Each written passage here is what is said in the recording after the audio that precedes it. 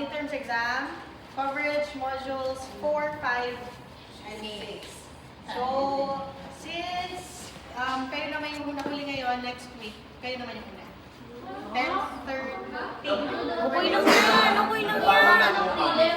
Ate Anisa, okay lang yan. Para una tayo ulit sa quiz. Ate Anisa, mas mahirap sa quiz. Malilate na naman ako sa kanila niyan. Kasi Okay lang. na Okay lang. sa finals na lang, kayo ang finals na kayo mawala. Covered ang finals. Dok, dati naman hindi Okay lang yan. Okay, so yun lang. So for next week, kayo ang 10:30 to 11:30. Yan sila ang 11:30 to 12:30. Okay? So finals kayo naman yung mauuna sa taas. Kayo makahuli sa finals. Okay, so ano natin yan, kaya sabi ko, since hindi natin ito mangyari by April, so next week will be our midterms exam. The 30, that is the Monday of the Holy Week, magdi-discussion pa tayo. Okay? Para at least mag-advance. Baka Facebook ang Holy Week. Mamili kayo, either yun or mag-face-to-face tayo Monday after Holy Week.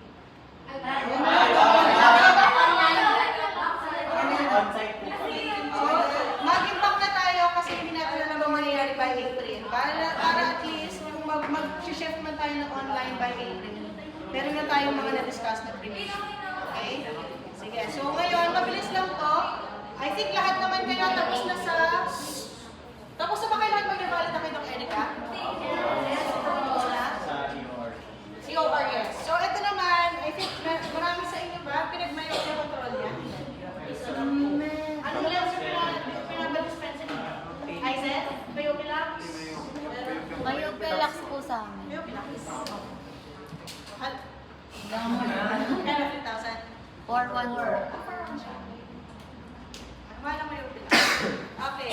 So, dito naman for myopia tayo. So, marami naman talaga sa population natin, especially sa Asia, ang mga myopic, di ba? If you compare, mas maraming myopic within Asia, China, Hong Kong, Singapore, which is nangyayari, yun yung mga naging myopia capital of the world.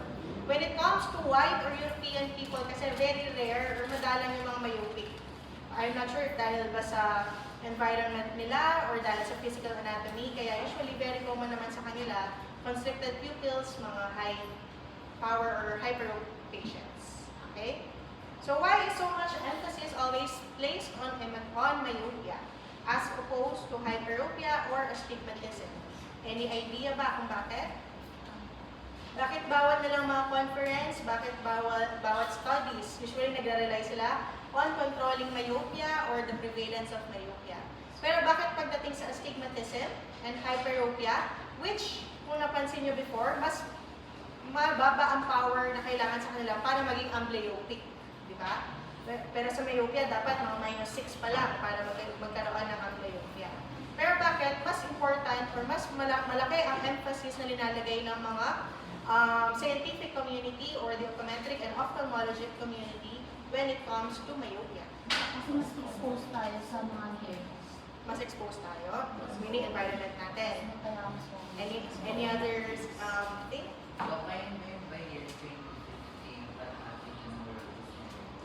Kaya usually meron silang prediction na at least dadami ang population ng myopia. Lalo na nag-boom ang online classes during the pandemic. Diba? Then, kayo kasi yung generation na hindi ko alam kung malas kayo or hindi. Kasi hindi kasi nag-college kayo sa pandemic time. Yeah, so online siya. Tapos ngayon na nagkakagera, baka mag-online na naman kayo. So, kayo talaga diba? So, kayo talaga yung exposed. Diba? So, kayo talaga exposed to the digital era. So, yun lang. Marami talaga when it comes to your population and the younger population na at risk when it comes to developing myopia. Okay? So, ano ba yung reasons? First, when it comes to the prevalence, usually naman ang hyperopia or astigmatism, hindi naman yan malaking tumaas or hindi naman mabilis yung pag-jump ng grade ng power ng mga patients. Hindi kagaya ng myopia patient, every year na lang, tumataas yung grade, nagkakaroon ng jump ng 1 diopter. So, hindi siya, yun yung difference niya kay hyperopia and astigmatism. Kasi si hyperopia and astigmatism, nothing to worry kung tumataas kasi hindi siya ganun kalaki yung jump. But when it comes to myopia, there are patients talaga na progressive yung case. Every 6 months, every year, tumataas yung grado. Then another reason, then usually, due to prevalence, when it comes to school years, na hindi siya related usually sa mga activities. Or usually dahil nakikita nila na mas malaking chance na nagkakaroon ng myopia ang bata kapag ang both parents niya is myopic as well. Hindi na, very rare kasi hyperopia yung parent, tapos hyperopia din yung bata, which is that is normal due to the shorter eyeball kasi nag-emmetropicize pa yung patient natin. Then, dito naman, once a child becomes myopic, meron na talaga siya, hindi na mawawala. Hindi kagaya na ang 2-year-old or 4-year-old child is hyperopia, that is normal. Pero once mag-emmetropization period na siya, mawawala na yung pagka-hyperopia niya. Pero dito, once you're already myopic at a certain age, or usually at a young age, all throughout your life, you will be myopic na. Okay, and then there's a possibility of environmental influences. Then usually due to the years of schooling. Ang sa mga nag-glasses dito, anong edad kayo nagkaroon? Meron ba dito yung congenital? Or usually nung nag-start na kayo pumasok sa school? High School. Diba? So usually sa inyo nag-start whenever you start schooling na kung saan nagkakaroon na tayo ng year tasks. Okay? And why do you think when it comes to the environmental influences, marami sa Asia as opposed to the European or the Western part of the country, of the world? Longer school time. Ang Asian. Okay? So yun yung nag-influence sa near work nila. And the other ideas pa? Nerd. So mas nerdy tayo. Okay. So if you compare kasi tayo, at least sa Philippines, marami tayong open spaces. Pero ang living conditions kasi most of our Asian countries is high-rise buildings, condominiums. Then, yung bata, papasok sa school, puro near work, tapos may after-school activity pa yan, may mga tutorials, another near work activity. Pag uwi sa bahay, condominium, nakatingin lang siya sa 4 walls of the room niya. So wala siyang time to play outdoors, wala siyang time to tumingin sa malayo. Okay, that is why very prevalent when it comes to the Asian population. And then, dito, myopic eyes are at increased risk of ocular pathologies. Diba? Ang hyperopia at ang astigmatism, hindi naman nagkakaroon ng retinal detachment. Hindi naman sila nagkakaroon ng ocular tear, or retinal tear, or retinal holes. Hindi naman sila nagkakaroon ng lattice degeneration. Pero ang myopic eye, since mas elongated, habang nag-elongate siya, at risk for ocular pathology. Nagkakaroon ng macular hole, retinal detachments, and in worst case scenarios, nagko-contribute to the patient being a low vision. Diba? Pag sobrang damage or sobrang laki na ng pathology due to the myopia. Okay, so I think you're already familiar naman with the definition of myopia. An eyeball that is too strong or mas haba ang axial length niya. That is why kapag pumapasok yung nag-refract yung light, hindi tumatama sa retina. Or if in case may problem sa index of refraction ng mga ocular media natin. May problem possibly sa cornea, sa lens, aqueous humor, or the vitreous humor. Or we can also classify myopia in different categories. If in case sa myopic progression niya, stationary lang ba? Kapag ba nag-grado na siya, all throughout, hindi na nagbago.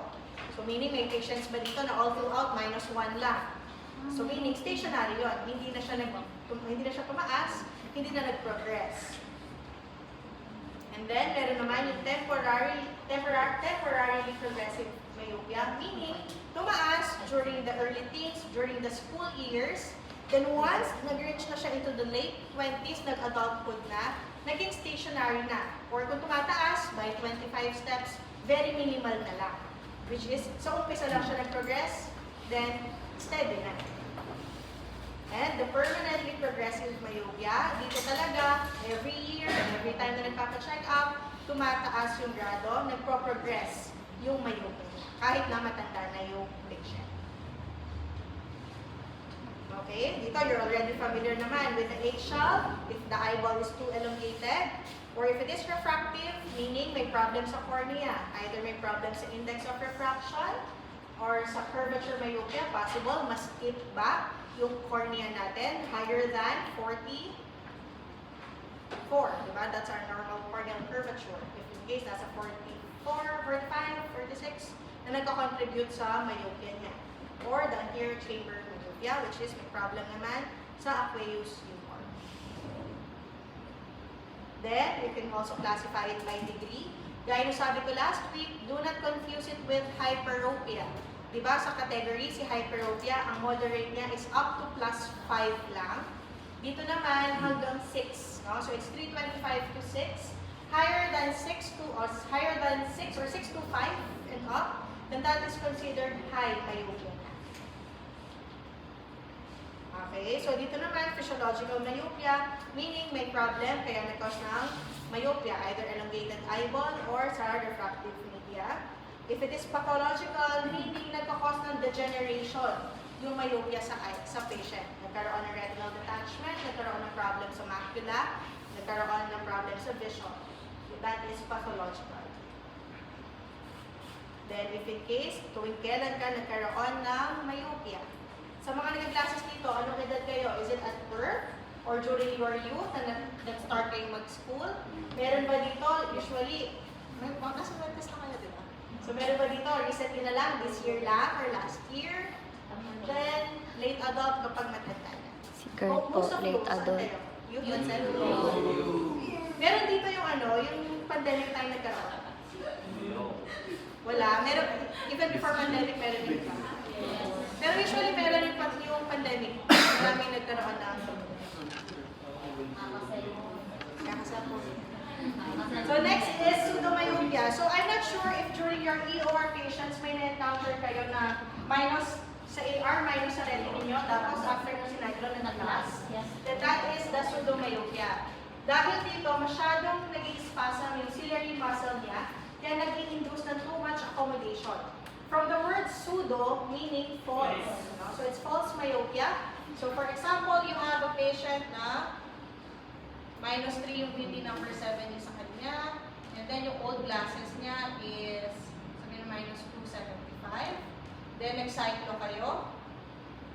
Ang lumabas -2 or babae. -1.50. Do you think this is pseudomyopia? Or is it due to the accommodation lang? So meaning 1.5 yung na-trigger ng accommodation niya? Pseudomyopia. Na-trigger lang ba? So meron tayong plus 1.5 accommodation, tama ka?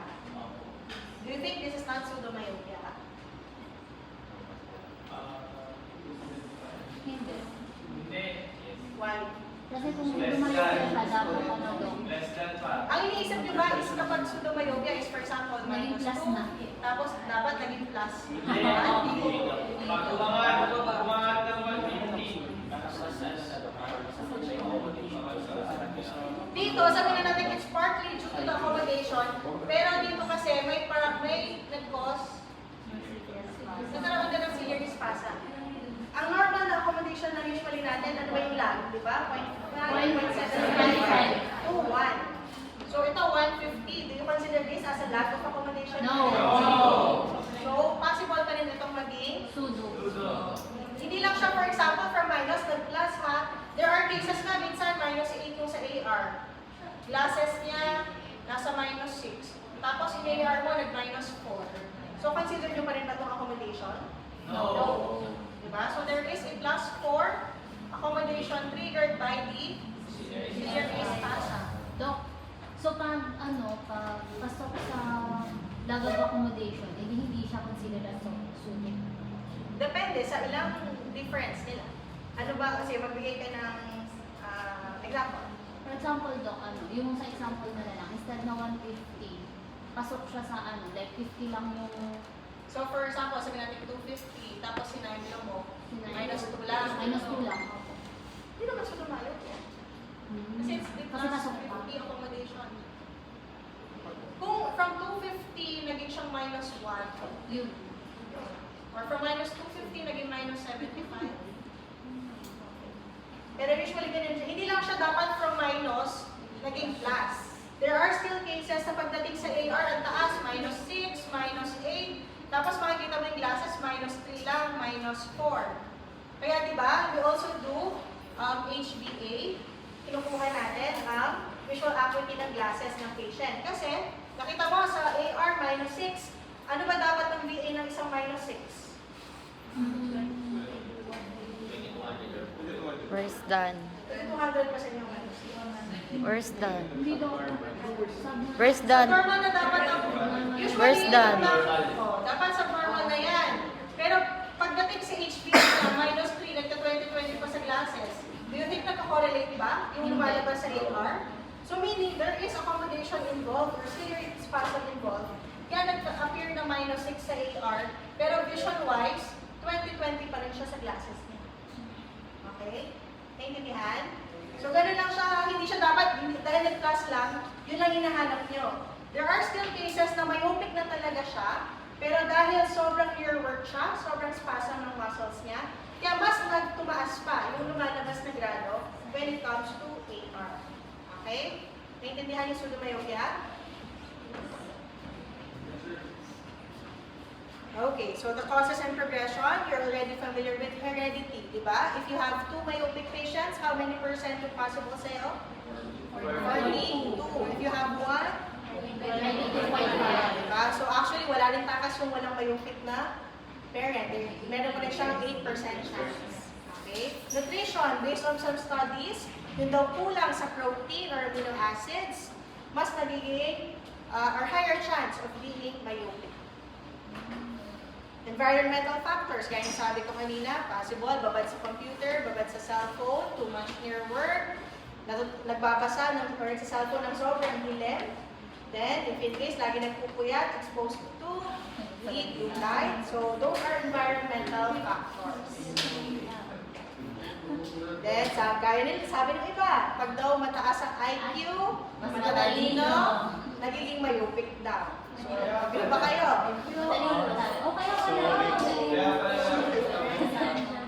Then, there is also the very common or number 1 usually na nakikita ng theory, which is the near work hypothesis or the use-abuse theory.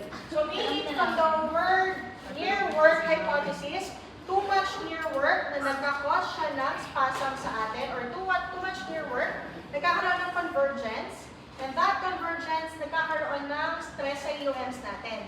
Di ba ano ba yung accommodative triad? There is convergence, Constriction, and attraction of each.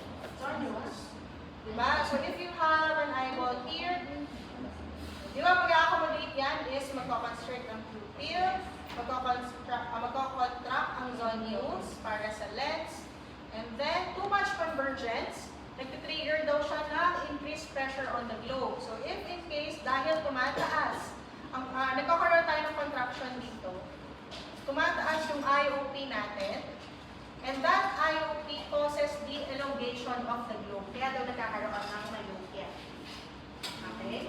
Another naman, same. Nagkakaroon tayo ng problem din sa ciliary muscles. So here, the ciliary muscles here, tumataas ulit ang pressure, causes elongation of the globe as well. That is the near work hypothesis and the use-abuse theory. Kasi napapansin nila, tama nga naman, yung mga babad sa cellphone, babad sa malapit ng trabaho, and nagmamanifest usually ang myopia during school years. Kaya ito yung sinasabi nilang major dahilan kung bakit nagkakaroon tayo ng myopia. Okay, so there was also a study na pinredict nila na kung ano yung grado mo during your 3 to 4 years old, is possible ano ang TOR mo when you reach your teenagers or during your 13 to 14 years old na time. Okay, so if you are myopic at a young age, you will still be myopic. Okay? If in case hyperopic ka, in excess of plus 150 diopter, magiging hyperopic ka pa rin when you reach your 13 to 14 meters. If in case yung hyperopia mo mababa lang, between 0.5 to 125, then you will be emetropic. If in case naman, mababa ang hyperopia between 0 and 50 lang, then the patient will become myopic. Last, if in case, say, mababa yung hyperopia, then may improvement against the rule of astigmatism, say, you will still be myopic, you will still have astigmatism. Based sa mga, ay sa bagay, hindi pa kasi, mga nagpa-eye check ba dito ng mga bata? Na nag-glasses between 5 to 6 years old? Wala. Wala sa inyo?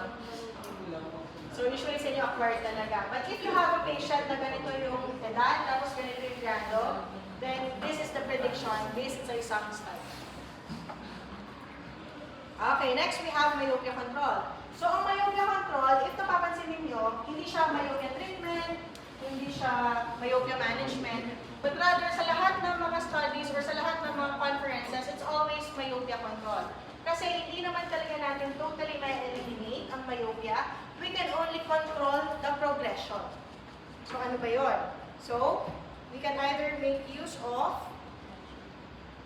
pharmaceutical agents, optical interventions, or lifestyle changes. Okay, first is atropine. Diba, you remember from our lesson from Pedio 1, ilang days dilated ang eyes natin kapag tinatakan ng atropine? 1 day, 3 to 4. 14 days. 14 days. Atropine. Isipin nyo, kapag ang patient, pinatakan niya ng atropine, 14 days na malabo ang mirror niya. Although tayo naman, we are not allowed to dispense or to use atropine, pero usually there are ophthalmologists din na nagpe-prescribe, pero it's low dose lang, mababang atropine dosage lang, para malesen yung near work nila, malesen yung stress on the ciliary muscles whenever they need to work or use their phone or to read. So, pero ang downside lang kasi niya, syempre, since dilated yung eyes, you have photophobia, near blur, relaxation of accommodation, and the rebound myopia progression. So, meaning, hindi pa rin talaga siya 100% effective since if you stop atropine dose, nagkaka-rebound tayo. Okay, next is the undercorrection, meaning bababaan yung grado sa myopia para daw pagdating sa reading, less stress. That is a theory when it comes to undercorrection. Kasi diba tayo, yung goal ng single lenses natin is to put the image at the retina. Diba? Pero dito kasi, grado yan for infinity or for distance. Diba? Pero pagdating daw kasi when it comes to the reading, kailangan mas mababa kasi you have a different focus when it comes to reading. Usually 16 inches lang tayo.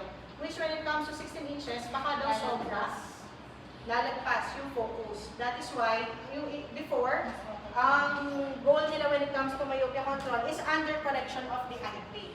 But due to recent studies, hindi siya effective. Kasi, mas tumataas pa. Kasi mababa yung, binabaan mo yung grado niya for reading, nag-suffer yung distance niya. That is why, mas nag-trigger pa na tumaas yung grado niya sa distance. So, undercorrection is not a useful treatment for myopia control. Next, we have bifocals and pals. So, dito, hindi lang siya para sa mga matatanda. Lalagyan natin ng near addition yung bata para when it comes to the reading, dito yung undercorrection pero on the reading portion lang. Kaya less stress siya when it comes to the reading only. But your distance will still be clear kasi full correction tayo sa distance part ng lenses. Okay? So usually yung yung mga Eisen anti-fatigue lenses, ganyan yung principle nila. Distance at the upper portion, reading na nasa baba to lessen the stress on the ciliary muscles. Pero ang myopilux, alam ko kasi ang design ng myopilux parang reading. Although ako kasi sa section A and B, pinag-Eisen ko na lang parang mas pura. Kasi 4,000 na. Okay, next we have multifocal and dual power spectacle lenses. Si multifocal kasi is, ganun din siya, di ba? You have distance for reading, full corrected, and then may reading blade ka. In the market kasi, the number one na based on studies na effective talaga is DINS. The focus incorporated multiple segments. So I think ang carrier nito is Hoya ata. Parang Hoya. So dito, ang goal kasi ng dual power spectacle lens, there is a study before na kapag nag-prescribe tayo ng spherical lens, purely spherical lens, nagkakaroon daw tayo ng peripheral defocus. Meaning, kapag prescribe tayo ng single vision lenses only, yung center lang, yung optical center lang, yung tumatama sa retina natin. Pero, if yung light tumama sa periphery natin, hindi daw siya tumatama on the retina. That is why, ito yung mas nag-trigger pa ng Asian elongation kasi ika-catch up ng retina natin, yung focus na to. This is the peripheral hyperopic defocus. So ito daw, yung peripheral defocus daw, yung nagkakos pa ng myopia when it comes to the use of single vision lenses. Hindi siya kagaya ng hyperopia lang and astigmatism na usually walang effect. But with myopia, ito daw isang cause recently na nakita nila, kaya nagkakaroon pa rin ng myopia. Kahit na kinorek na natin sa lenses. That is why nagkaroon ng DIMS, wherein yung lens natin, parang sa multifocal lang, sa center is meron tayong power, then meron din tayo dito sa periphery. Para mas scatter siya, so if you put DIMS, optical center, nasa retina, the periphery as well, tatama sa retina. Ganon yung effect ng dual DIMS natin. Okay? So, i-upgrade yung nasa central, then iba din yung surrounding para ma-avoid natin yung defocus. Okay? Then usually, same principle, if sa pulse, meron tayo sa lenses. When it comes to the contact lenses, multifocals or bifocal contact lenses din ang binibigay to lessen the stress on reading. Kung sa market, when it comes to the lenses, DIMS yung meron kay Hoya. Ang approved naman based on the studies for contact lenses to control the myopia is MiSight. Which I think ang carrier kasi is Bausch & Lomb, if I'm not mistaken. Alam ko kasi pumasok na ang Bausch & Lomb with MiSight pre-pandemic. Pero parang umalis ulit sila sa Philippines. So, pero yun lang, when it comes to contact lens, MiSight, yung pinaka-effective daw based on studies. Next, we have Ortho-K, which I think everyone is familiar. So, Ortho-K is a gas-permeable lens na suot at daytime or suot at nighttime? So, ang goal nito, if you have a stiff cornea, then you will wear. Then, i-reshape niya. So, in the morning, mas flatter yung cornea mo. That is why in the morning, you remove the Ortho-K, then you will just function as normal. Wala kang susuotin kasi nag-improve yung vision mo due to the overnight use of Ortho-K. Ganon siya. Pero yun lang, it's not 100% effective kasi there are patients na nagre-rebound kapag nag-stop na Ortho-K. Okay, so that's why it's effective for those with low to moderate. Pero usually for high, minsan kasi nagre-rebound sila. Next, we have outdoor activities na kailangan may playtime outdoors to lessen the stress at near work. Dapat nakatingin tayo sa malayo. Kaya di ba tayo laging 20 rule. 20 minutes of near work, tumingin sa malayo for 20 seconds. So far, that is all for our discussion today. So ano lang tayo,